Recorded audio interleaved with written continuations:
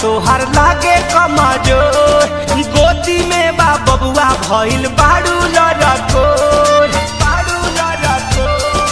ए भौजी सुना, दुबर पातर देहिया तोहर लागे कमजोर, गोदी में बा बबुआ भइल बाड़ू लड़कोर। 35 कोस कैसे चलब पैदल, 35 कोस कैसे चलब पैदल, अशोकवा ही चढ़ा लए भौजी शिवाला शिव जी के जल, अशोकवा ही चढ़ा लए भौजी सोमवारी के शिव जी पर जल।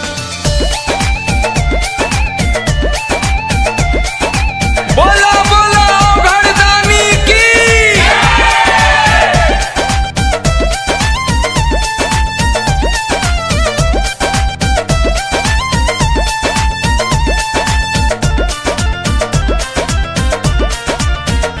कान्हे लेके कांवर बड़ा कठिन डगर, कैसे चढ़बू पहाड़ इहे लागत डर।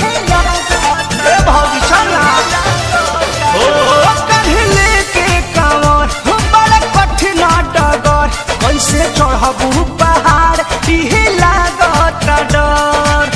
बाड़ू शुक्रवार कहीं जइबू फिसल, बाड़ू शुक्रवार कहीं जइबू तू फिसल, अशोकवा ही चढ़ा लए भौजी शिवाला पर शिव जी के जल, अशोकवा ही चढ़ा लए भौजी सोमवारी के शिव जी पर जल।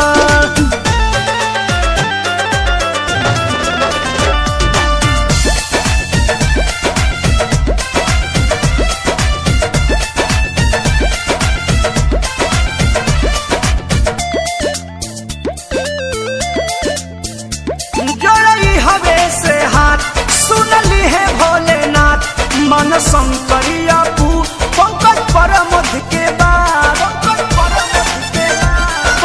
भौजी रे जोड़ई हवे से हाथ सुनली है भोलेनाथ, मन शंकर सोनू पंकज परमध के बात।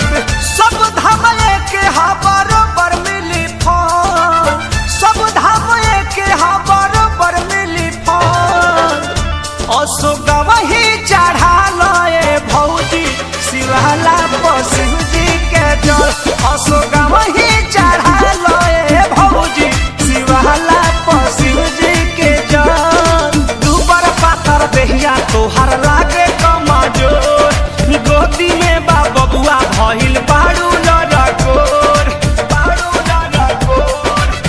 35 कोस कैसे चलब पैदल, 35 कोस कैसे चलब पैदल,